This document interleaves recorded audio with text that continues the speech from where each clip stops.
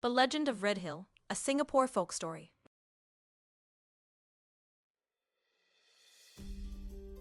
On a sunny island long ago, a village sat on a green hill by the sea. But the villagers lived in fear. Every day, swarms of fierce swordfish with long, sharp noses would leap from the water, attacking anyone who dared to fish in the bay. The terrified villagers ran to the magnificent palace of the Sultan, the ruler of the island. "Your Majesty, please help us," they cried. "The swordfish are destroying our boats, and we can no longer fish." The Sultan sent his bravest soldiers to fight the spiky fish. The soldiers rowed out with spears and nets, but the swordfish were too fast and too fierce. They leaped over the nets and dodged the spears, and the army returned defeated. The people's despair grew. From the top of the hill, a young boy watched everything. He saw how the fish always charged in a straight line. An idea sparked in his mind. He ran to the palace. "Your Majesty," he said bravely, "I have a plan. Let us build a wall of banana trees on the beach." The Sultan's advisors laughed at the boy's strange idea, but the Sultan, desperate for a solution after his army had failed, saw the wisdom in the simple plan. "Enough," he commanded. "We will do as the boy says.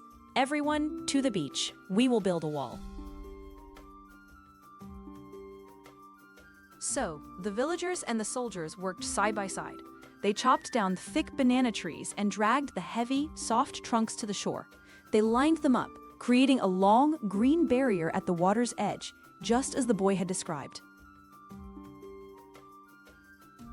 The very next morning, the swordfish returned for their attack.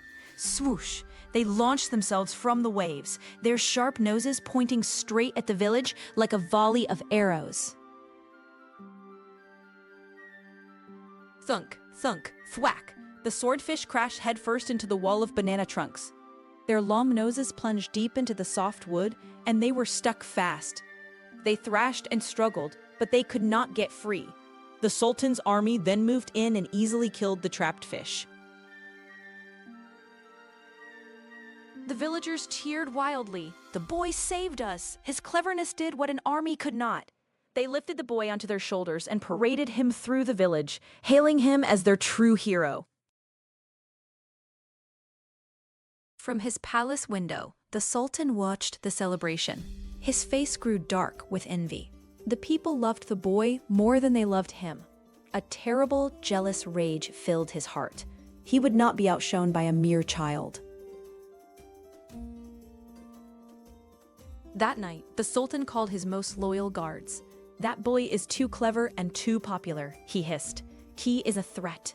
Take him to the top of the hill where he lived and make sure he never returns." The boy was never seen again. The next morning, as the sun rose, the villagers looked up at the hill in horror. The green grass was gone, stained a deep, dark red. The innocent boy's blood had seeped into the very soil, a permanent reminder of the Sultan's cruel jealousy. From that day forward, the place was known only as Redhill.